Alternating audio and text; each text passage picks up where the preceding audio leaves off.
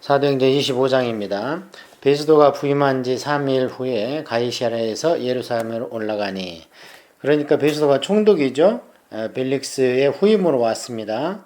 벨릭스 때 2년 동안 사도 바울이 가택연금 내지는 그 구류 상태에 있었죠.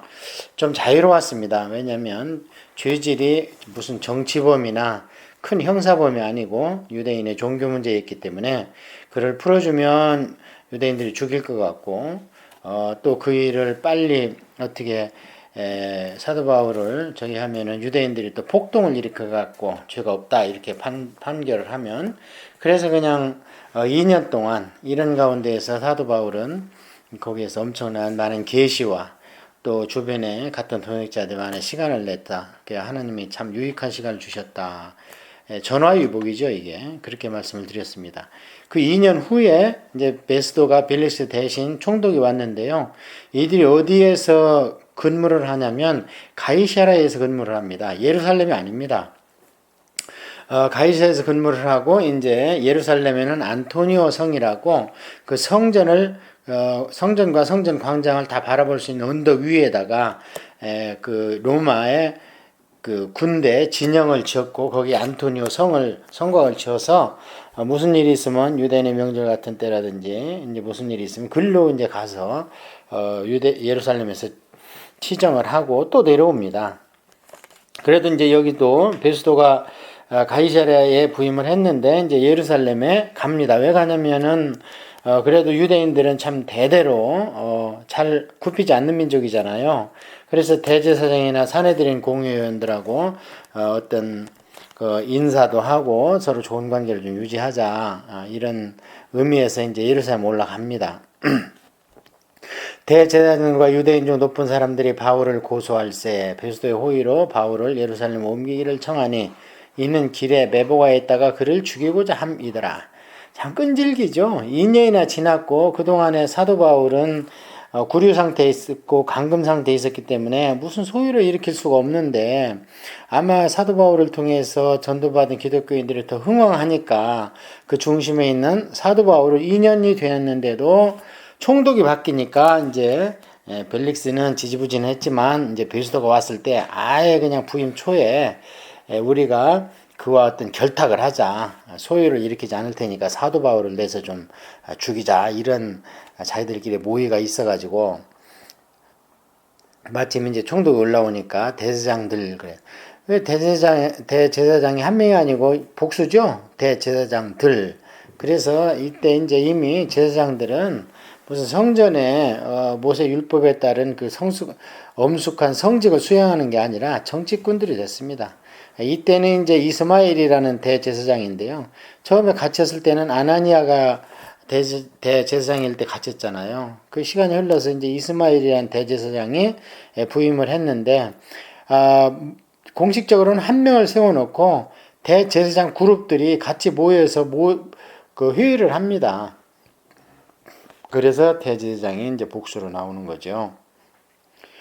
자, 그러니까 이제 이들이 그러는 거예요. 우리가 좀 타협을 하자. 베스도 총독이요, 바울을 예루살렘으로 좀 데리고 와라. 그래, 여기에서 바울을 한번 신문을 더 하라.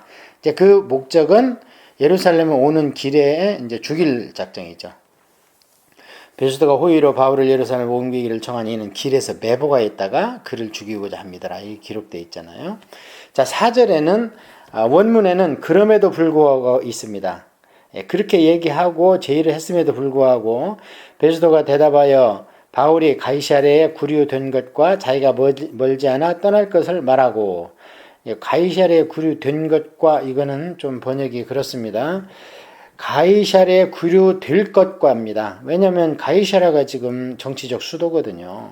그리고 총독의 관제가 거기 있고 그 죄수들도 거기에다 가둬야 되기 때문에 당연히 가이사랴에 감금이 돼야 된다. 그리고 나도 여기 예루살렘에 잠시 있다가 다시 내 관제로 가야지. 너희들 바울 데리고 오라고 그래서 여기서 신문하고 있자 그러면 나 여기 더 있어야 되잖아. 그런 뜻이죠. 나도 곧 가이사랴로 가고, 또 바울은 가이사랴에 당연히 그 감옥에서 감금해야 되니까 또 이르되 너희 중에 유력한 자들은 나와 함께 내려가서 그 사람에게 만일 옳지 아니한 일이 있거든 고발하라 하니라. 그러니까 차라리 너희들이 나랑 같이 가서 가이사랴 가서 재판을 하도록 하자. 베스도가 그들 가운데서 8일 혹은 10일을 지낸 후에 가이사랴로 내려가서 이튿날 재판자리에 앉고 바울을 데려오라 명하니 8일인지 10일인지 잘 모르겠다 이 뜻이죠. 이게 사본마다 틀립니다.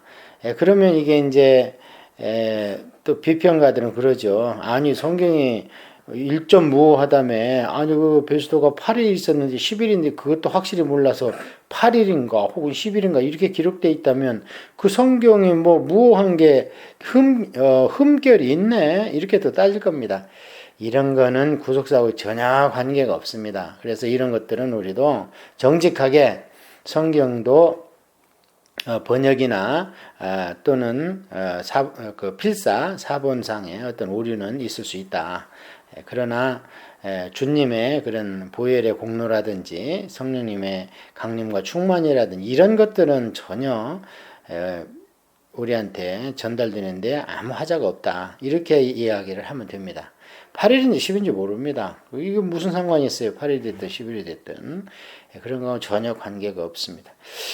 그가 나오며 예루살렘에서 내려온 유대인들이 둘러서서 여러 가지 중대한 사건으로 고발하되 능히 증거를 대지 못하니라. 바울이 변명하여 이르되 유대인의 율법이나 성전이나 가이사에게나 내가 도무지 죄를 범하지 아니하였노라 하니 이제 율법이나 성전이나 이건 이제 그 유대교죠. 성전을 굉장히 중요시합니다. 그들은 자기 생명보다 더 중요시하는 게 성전이죠. 여기 이제 그런데 좀 우리가 보면 가이사에게나 죄를 범하지 않았다. 이 가이사는 시저입니다. 이 당시 없습니다. 이미 일찌감치 죽고 없잖아요. 이 당시는 지금 네로가 황제인데 시저 얘기가 나와요. 그래서 이것은 시저가 이제 케사르라는 말을 또 시저라고도 하잖아요. 케사르, 시저 이렇게 우리가 얘기를 하는데요. 그 양아들이 옥타비아누스였죠. 그 양아들 때부터 이제 황제를 우리 그 황제 제도의 시족격인 시저를 앞에다 붙이도록 하자. 그래서 이제 그 가이사랑 시저랑 같은 말이니까 가이사 아우구스도 그러면 아우구스도 황제 뭐 이렇게 부르는 거죠. 그러니까 이게 시저가 아닙니다. 그냥 황제라는 칭호입니다. 베스도가 유대인의 마음을 얻고자 하여 바울들을 묻되 네가 예루살렘에 올라가서 이 사건에 대하여 내 앞에서 신문을 받으려느냐? 바울이 이르되 내가 가이사의 재판자리 앞에 섰으니 마땅히 거기서 신문을 받을 것이라. 당신도 잘 아시는 바와 같이 내가 유대인들에게 불의를 행한 일이 없나이다. 물어보죠. 베스도도 사도 바울한테 예루살렘 올라가서 재판 받을 거야. 그러니까 뻔히 사도 바울은 그 유대인들의 흉계를 알기 때문에 아닙니다. 나는 여기에서 로마의 관할 하에서 재판을 받도록 하지 유대인들의 종교 재판을 받지 않겠습니다. 이렇게 확실히 얘기를 하죠. 만일 내가 불의한 일을 행하여 무슨 죽을 죄를 지었으면 죽기를 사용하지 아니할 것이나 만일 이 사람들이 나를 고발하는 것이 다 사실이 아니면 아무도 나를 그들에게 내줄 수 없나이다. 내가 가이사에게 상소하노라 한데 베스도가 배석자들과 상의하고 이르되 네가 가이사에게 상소하였으니 가이사에게 갈 것이라 하니라. 이 가이사는 줄치고 네로 황제 이렇게 써놓으면 됩니다. 아직은 네로 황제가 기독교인을 핍박하지 않습니다. 이 뒤로 이제 사도 바울이 또 이 길로 로마로 가서 2년 동안 갇힌 뒤에 풀어지는데요. 네로 황제가 풀어주는 겁니다. 그러고 나서 이제 그 뒤로 네로 황제가 로마 화재 사건으로 기독교인한테 올가미를 씌워서 다시 잡아들여서 사형을 시키죠. 그 뒤로. 그러니까 아직은 네로 황제가 그렇게 이제 기독교인들을 핍박하는 그런 상황은 아니었습니다. 그러니까 나는 네로에게 상소해서 로마에 가겠다. 이렇게 담대히 얘기하는데요. 이미 주님 말씀하셨잖아요. 네가 왕들 앞에서 나를 증거해야 된다. 이렇게 말씀하셨습니다. 그래서 주님이 간다 그러면 가는 겁니다. 물론 그 과정은 어렵고 험난하지요. 순탄할 수도 있지만 대부분 그렇지는 않습니다. 그래서 가면서 이제 큰 풍랑도 만나고 그렇게 하면서 어쨌든 네로 황제를 대면을 하게 되죠. 수일 후에 아그리파 왕과 버니게가 베스도에게 문하나르 가이사랴에 와서 얼마 좀 있다가 이제 아그리파 왕은 이제 거기 분봉왕이죠. 에돔 족속이고 유대인의 사촌격이죠. 에서의 후손이니까 아그리파 왕이 이제 헤롯 아그리파입니다. 헤롯 가문의 아그리파 왕인데 버니게는 누군가 이 아그리파 왕의 누이 동생입니다. 근데 결혼해서 나가서 살다가 남편이 죽으니까 다시 왕궁으로 들어왔는데요. 이 때문에 야사에 보면 말이 많죠. 오빠하고 어떻게 같이 다니냐. 왕이 왕비하고 다녀야지. 이렇게 말이 많고 그런 것을 볼 수 있습니다. 그래서 이거 번이게가 나오는데 별로 중요하지 않습니다. 오늘날도 대통령이 그 부인이 죽으니까 딸을 데리고 다니는 경우도 있었는데 그거 많이 구설수에 올랐잖아요. 그럼 별로 좋은 게 아니잖아요.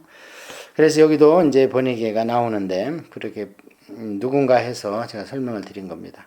여러 날을 있더니 베스도가 바울의 일로 왕에게 고하여 이르되 벨릭스가 한 사람을 구려하여 두었는데 내가 예루살렘에 있을 때 유대인의 대제사장들과 장로들이 그를 고소하여 정죄하기를 청하여 내가 답답하되 무릎 피고가 원고들 앞에서 고소사건에 대해 변명할 기회가 있기 전에 내주는 것은 로마 사람의 법이 아니라 하였노라. 이제 마침 베스도가 부임을 했다고 그러니까 이제 아련을 하러 선물 꾸러미를 싸가지고 왔습니다. 이제 한 수 밑에잖아요. 분봉왕은 로마에다가 이제 이 분봉왕에 대한 보고서를 잘 써내야지 명이 길어지거든요. 그래서 이제 인사차 왔는데 그 베스도 총독은 로마 사람이라 유대 법을 모릅니다. 유대 종교도 모르고 구약도 물론 모르고. 그런데 와서 얘기를 하는데 정치범도 아니고 형사범도 아닌데 자꾸 바울을 죽여달라고 그러는데 자기로서는 그걸 죄목으로 정할 수가 없는 겁니다. 이거 종교적인 문제라. 그래서 아그리파 왕이 오니까 아그리파 왕한테 한 수 묻는 겁니다. 이런 경우에 유대교인들의 경우에 이런 게 정죄가 되냐 안 되냐 이제 물어보는 건데 이것을 봤을 때 아그리파 왕은 유대교 경전에 상당히 관심이 많지요. 그리고 많이 알고 있었고 에돔족이고 또 유대인들을 통치해야 되니까 나중에도 보면은 사도 바울은 아그리파 왕은 선지자를 알지 않습니까? 하고 되묻는 경우가 있습니다.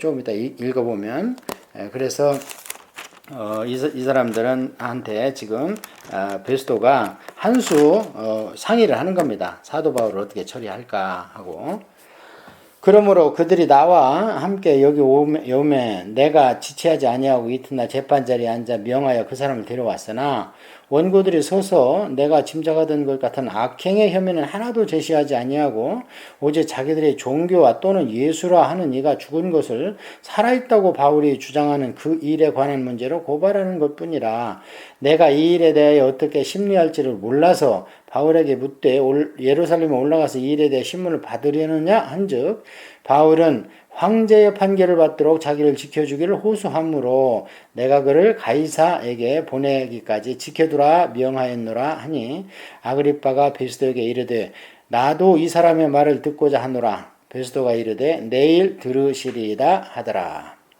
네, 그렇잖아요.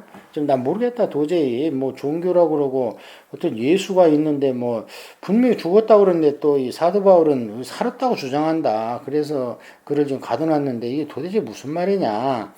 네, 그렇게 이제 종교적인 문제를 한 수 지도를 부탁하니까 아그리빠가 그럼 한번 들어봅시다 하고 이튿날 신문장을 이제 펼칩니다.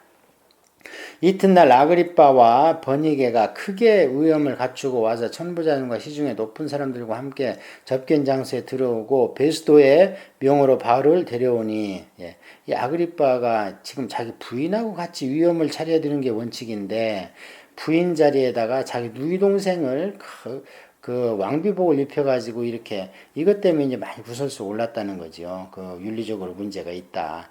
왜냐하면 유대교인들은 지금 이게 용납이 안 되죠. 구약에. 그럼에도 불구하고 그 권력자들은 살아남으려고 이런 걸 문제를 삼지 않는데 백성들은 많이 수군되겠죠.